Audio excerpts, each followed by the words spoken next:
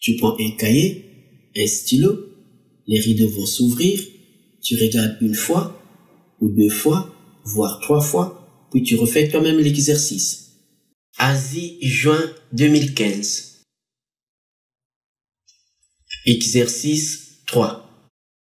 Pour tout entier naturel n, on définit la fonction fn pour tout réel x de l'intervalle fermé de 0 à 1 par fn de x est égal à x plus exponentielle de n facteur de x moins 1.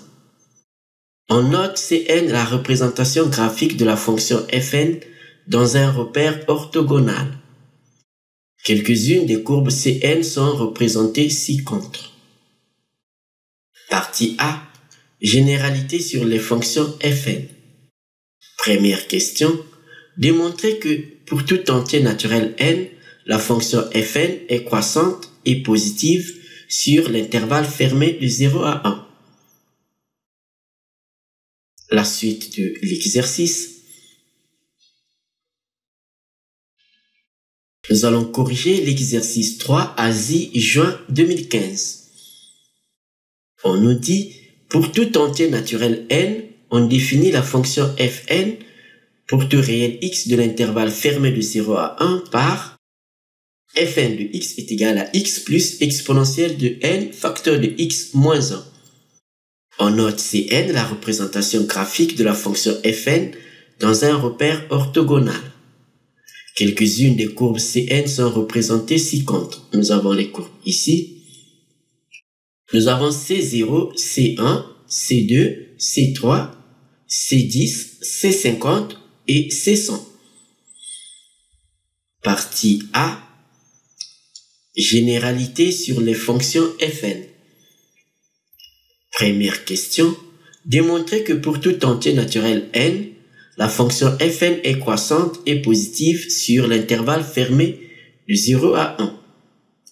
Alors quand on regarde sur l'intervalle fermé de 0 à 1, on voit bien que les courbes en bleu sont au-dessus de l'axe des abscisses. Cela montre que les fonctions f0, f1, f2, f3, f10, f50, f100 sont positives. Et quand on regarde bien, ces courbes montent. Donc, de 0 jusqu'à 1, toutes ces courbes sont en train de monter. Donc, ces courbes montent. Cela montre que ces fonctions sont donc croissantes. Donc, on va le démontrer. Nous avons notre fonction fn de x qui est définie par x plus exponentielle de n facteur de x moins 1. Alors, pour la croissance, on a besoin de connaître le signe de la fonction dérivée. Il est évident que ces fonctions sont dérivables. Parce que ici, nous avons x qui est un monôme, c'est donc un polynôme. Et ici, la fonction exponentielle, donc ces deux fonctions sont continues et dérivables sur R. Donc, ces fonctions sont continues et dérivables sur l'intervalle fermé de 0 à 1. On peut donc les dériver. On a donc la dérivée des fonctions fn' de x est égale à la dérivée de x plus la dérivée de exponentielle de n facteur de x moins 1. La dérivée de x, c'est 1. Alors, la dérivée de exponentielle de n facteur de x moins 1, c'est la dérivée de la fonction composée exponentielle u de x. Or, la dérivée de exponentielle u de x, c'est u' de x qui multiplie exponentielle de u de x. U de x pour nous ici, c'est n facteur de x moins 1. Et la dérivée de u de x, c'est-à-dire la dérivée de n facteur de x moins 1, ça fait bien n, parce que la dérivée de moins 1 c'est 0, la dérivée de x c'est 1, donc ça fait n. Ce qui montre que la dérivée de exponentielle de n facteur de x moins 1, c'est bien n qui multiplie exponentielle de n facteur de x moins 1. Donc nous avons comme dérivée 1 plus n exponentielle de n facteur de x moins 1. On connaît l'expression de la fonction dérivée, on va donc étudier son signe.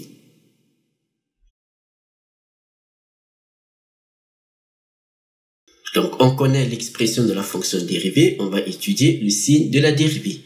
Nous avons fn' de x est égal à 1 plus n exponentielle de n facteur de x moins 1. Alors, ici, nous avons la fonction exponentielle. On sait que la fonction exponentielle est toujours strictement supérieure à 0. Elle ne s'annule jamais. Donc, on va le préciser que pour tout réel x, exponentielle de x est strictement supérieure à 0. Donc, quelle que soit la valeur de l'exposant, quelle que soit la valeur de x, exponentielle de x est toujours strictement supérieure à 0. Cela montre que quelle que soit l'entière naturelle n et quelle que soit la valeur de x, exponentielle de n facteur de x moins 1 est toujours strictement supérieure à 0. Donc, on va le préciser que pour tout entier naturel n et pour tout réel x, exponentielle de n facteur de x moins 1 est strictement supérieur à 0. Alors, on sait que l'entier naturel n, c'est un nombre qui est positif. Donc, n multiplié par un nombre positif, c'est un nombre positif. Plus 1, c'est un nombre positif. On conclut que notre fonction dérivée, fn' de x qui est égal à 1 plus n, exponentielle de n facteur de x moins 1 est strictement supérieur à 0.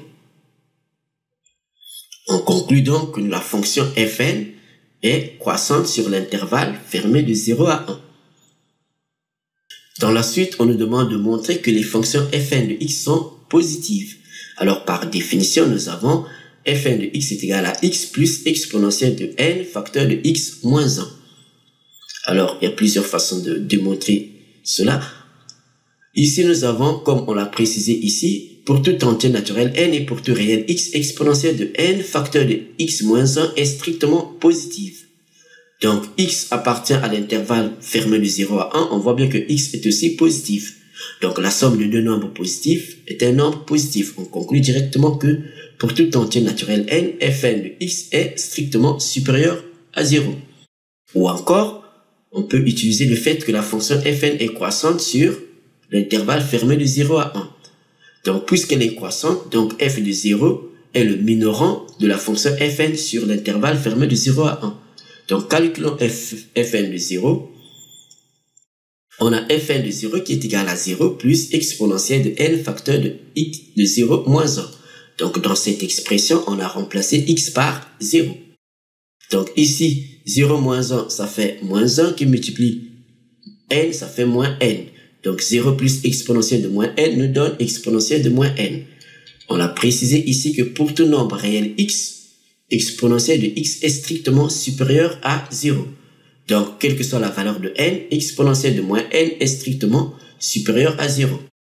Et la fonction fn étant croissante sur l'intervalle fermé de 0 à 1, donc tous les éléments pour tout x appartenant à cet intervalle privé de 0, puisqu'on a calculé fn de 0, donc fn de x est donc strictement supérieur à 0, puisque la fonction fn est croissante. On va le préciser que la fonction fn étant croissante sur cet intervalle, donc la fonction fn est positive sur l'intervalle fermé de 0 à 1.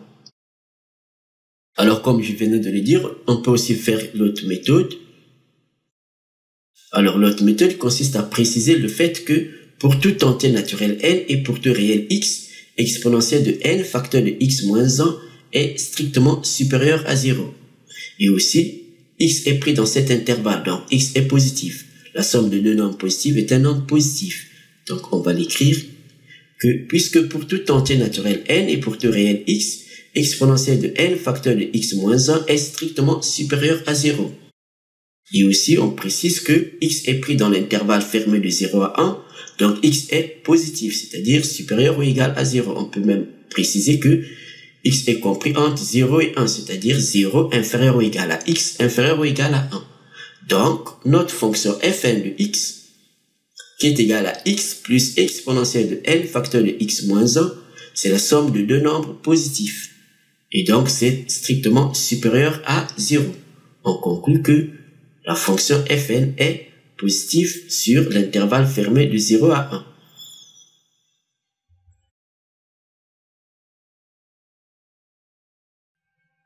Deuxième question. Montrez que les courbes Cn ont toutes un point commun A et précisez ses coordonnées. Alors, par définition, nous avons notre fonction fn qui est définie par pour tout entier naturel n et pour tout réel x de l'intervalle fermé de 0 à 1, c'est défini par fn de x est égal à x plus exponentielle de n facteur de x moins 1. Alors, on nous demande un point commun, le point commun. Prenons alors deux courbes, Cn et Cn plus 1. Donc, on va prendre deux courbes, la courbe Cn et la courbe Cn plus 1. Donc, Cn, c'est la courbe de la fonction fn, et Cn plus 1, c'est la courbe de la fonction fn plus 1. Donc, fn plus 1, c'est, on remplace dans cette expression le fn, n par n plus 1. Nous obtenons fn plus 1 de x, c'est donc x plus exponentielle de n plus 1 facteur de x moins 1. On a remplacé n par n plus 1. Alors, le point commun, le point A, des courbes Cn et Cn plus 1 est solution de l'équation fn de x est égal à fn plus 1 de x. C'est-à-dire, on a donc x plus exponentielle de n facteur de x moins 1 est égal à x plus exponentielle de n plus 1 le tout facteur de x moins 1. Donc, on va écrire que le point A est solution de cette équation. Alors, ici nous avons x, ça se simplifie. Alors, ici, il nous reste donc exponentielle de n plus 1 le tout facteur de x moins 1 est égal à exponentielle de n facteur de x moins 1. Alors, ici, on va donc développer ce qui nous donne donc exponentielle de n facteur de x moins 1 plus 1 qui multiplie x moins 1. Donc, exponentielle de n facteur de x moins 1 plus x moins 1. Donc, on va l'écrire.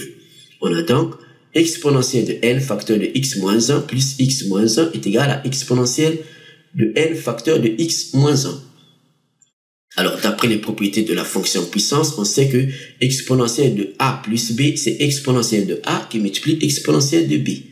Donc, on va écrire que ceci nous donne donc exponentielle de n facteur de x moins 1 qui multiplie exponentielle de x moins 1. Donc, nous obtenons exponentielle de n facteur de x moins 1 multiplié par exponentielle de x moins 1 est égal à exponentielle de n facteur de x moins 1. Alors, en divisant le tout par exponentielle de n facteur de x moins 1, puisque ce nombre est strictement positif, c'est non nul, donc on peut donc simplifier ces deux expressions, et il nous reste donc exponentielle de x moins 1 est égal à 1. Donc, en divisant le tout par exponentielle de n facteur de x moins 1, nous obtenons donc exponentielle de x moins 1 est égal à 1. Alors ici, nous avons exponentielle de x moins 1 est égal à 1. Puisqu'on veut avoir la valeur de x, on va donc utiliser la fonction ln, le logarithme de Neper. Donc en prenant l'image par la fonction ln, nous obtenons donc ln de exponentielle de x moins 1 est égal à ln de 1. ln de 1, on sait que c'est 0. Et on sait que ln de exponentielle de x, c'est l'identité. Donc ln de exponentielle de x moins 1, c'est égal à x moins 1. Donc, on a x moins 1 est égal à 0, ce qui nous donne facilement x est égal à 1. On voit bien que l'abscisse du point A, puisque c'est le point commun, l'abscisse du point A ne dépend pas de n. On va donc calculer l'ordonnée du point A. Donc, l'ordonnée du point A, donc, on va prendre l'image soit par fn de x est égal à 1, soit par fn plus 1 de x est égal à 1. Prenons l'image par fn de x est égal à 1. Donc, on va calculer fn de 1. Fn de 1 va donc nous donner l'ordonnée du point A. Fn de 1, on remplace x par 1, ça fait donc 1 plus exponentielle de n, facteur de 1 moins 1. 1 moins 1, ça fait 0, n fois 0, ça fait 0, exponentielle de 0, ça fait 1, ce qui nous donne donc 1 plus exponentielle de 0, c'est-à-dire 1, ça fait donc 1 plus 1 qui est égal à 2. On constate que l'ordonnée du point A aussi ne dépend pas de n. Donc en conclusion, toutes les courbes Cn passent par le point A de coordonnées 1, 2. Alors une autre méthode pour le point A, on va se servir de la courbe.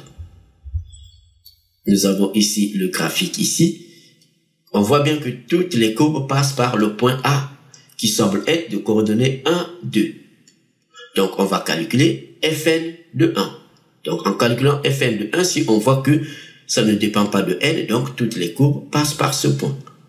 Donc, calculons Fn de 1. En calculant Fn de 1, on a déjà calculé ici, on trouve bien que ça fait 1 plus 1 qui est égal à 2 et ne dépend pas de n. Et comme 1 ne dépend pas de n, 2 aussi ne dépend pas de n, donc toutes les courbes passent par le point de coordonnées 1, 2.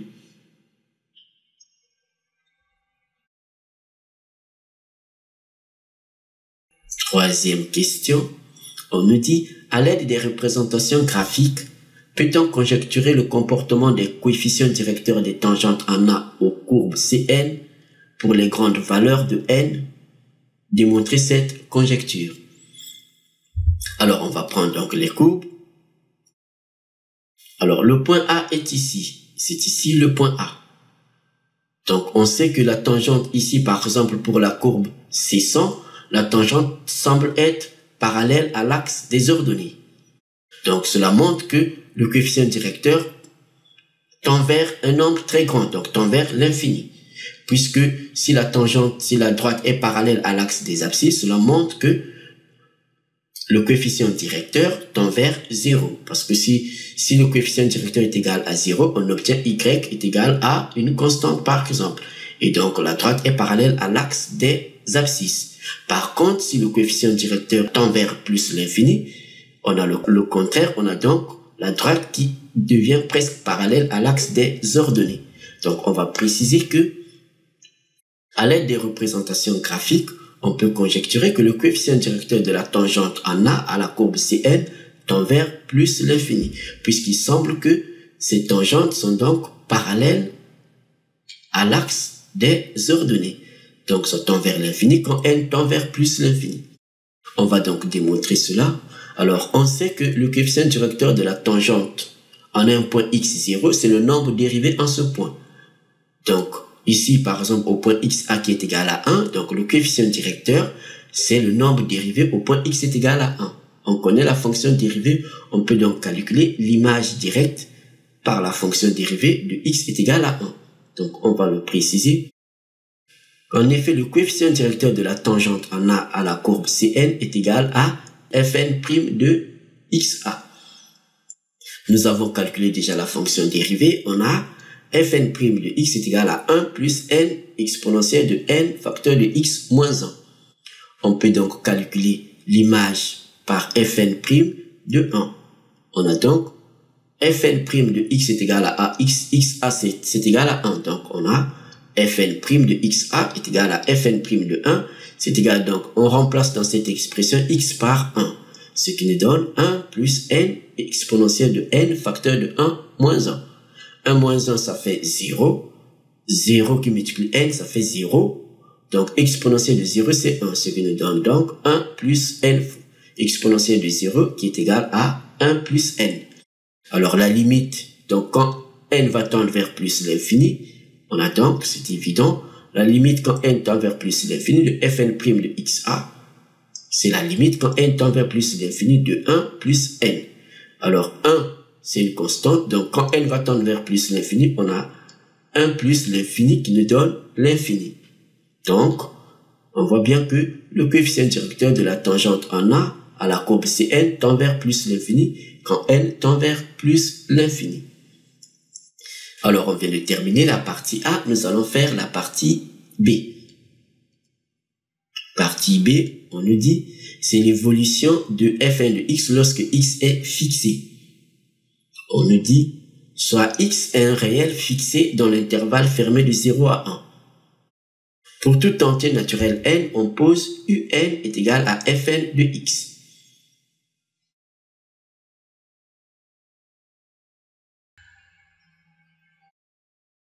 Partie B, on nous dit soit x est un réel fixé de l'intervalle fermé de 0 à 1.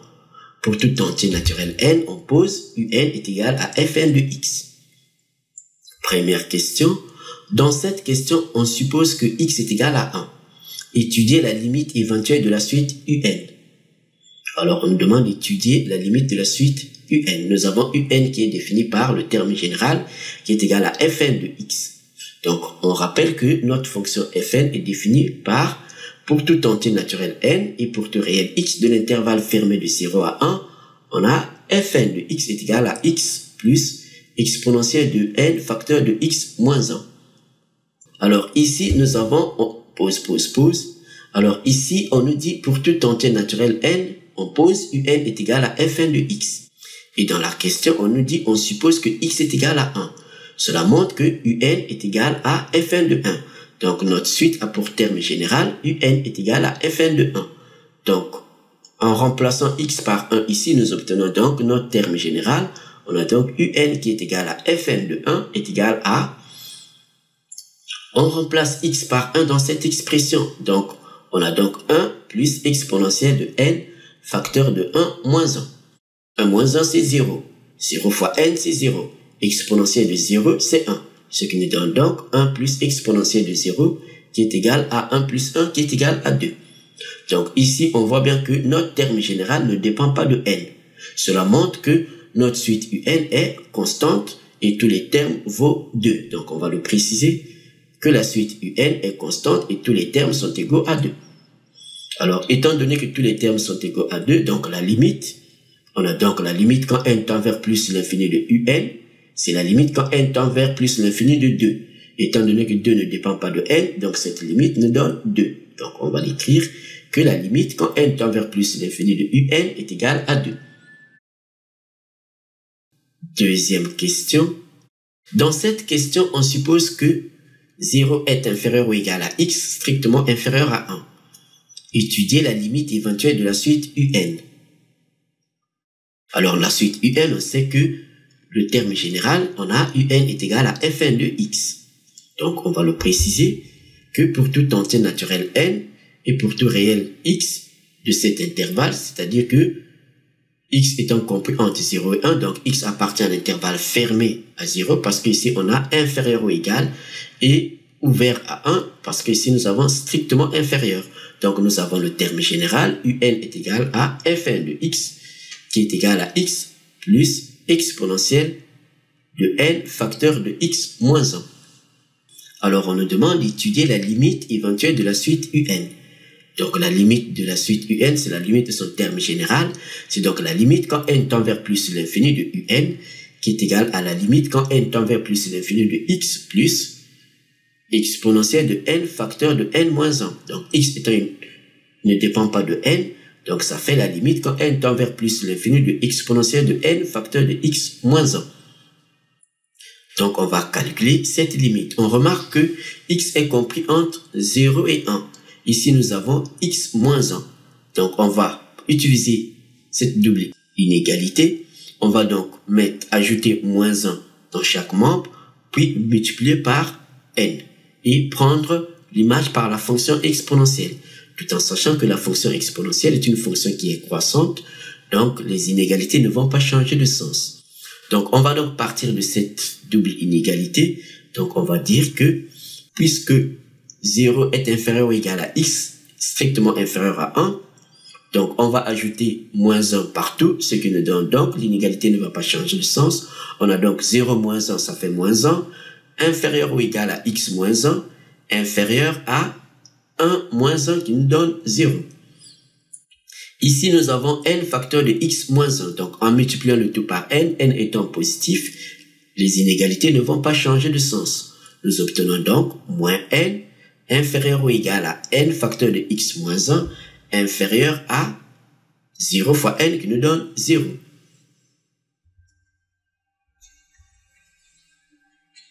On vient d'écrire, nous avons notre terme général ici et on a utilisé donc le fait que x soit compris entre 0 et 1, on a ajouté moins 1 partout et on a multiplié par n. Donc, on a eu moins n inférieur ou égal à n facteur de x moins 1 strictement inférieur à 0. Alors, il est question de calculer la limite quand n tend vers plus l'infini de exponentielle de n facteur de x moins 1. Alors, x étant compris entre 0 et 1, donc x est plus petit que 1. Donc, x moins 1 est un nombre négatif, comme on le voit bien ici. Donc, n facteur de x moins 1 est un nombre négatif. Donc, la limite quand n tend vers plus l'infini de n facteur de x moins 1 est égal à moins l'infini, parce qu'on aura plus l'infini multiplié par un nombre négatif qui nous donne moins l'infini. Ce qui montre que la limite, quand n tend vers plus l'infini, de exponentielle de n facteur de x moins 1 est égal à 0. Alors, on conclut que la limite quand n tend vers plus l'infini de notre terme général un, c'est la limite quand n tend vers plus l'infini de x plus exponentielle de n facteur de x moins 1. Alors cette limite, on a vu, ça fait 0. Donc on va préciser que ça fait x plus la limite quand n tend vers plus l'infini de exponentielle de n facteur de x moins 1. Cette limite, on a vu, c'est 0. Donc, ça fait donc x plus 0 qui est égal à x. On vient de terminer la partie B. Nous allons faire la partie C. Et on nous dit c'est R sous les courbes Cn. Nous avons les courbes ici. Et on nous dit, pour tout entier naturel n, on note à n l'aire exprimée en unité d'aire du domaine situé entre l'axe des abscisses, la courbe Cn et les droites d'équation respectives x est égal à 0 et x est égal à 1.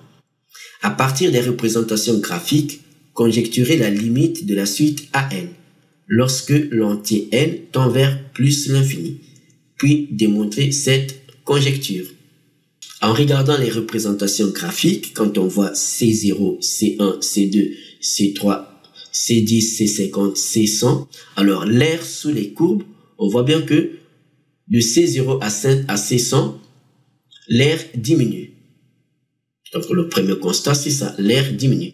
Et pour n est égal à 100, C100, on voit bien que l'aire sous la courbe C100 semble être égal à la moitié de l'aire du carré de côté 1. Donc ce carré de côté 1, on voit bien que l'aire sous la courbe C100 semble être la moitié de l'aire du carré. L'aire du carré de côté 1, c'est 1 fois 1.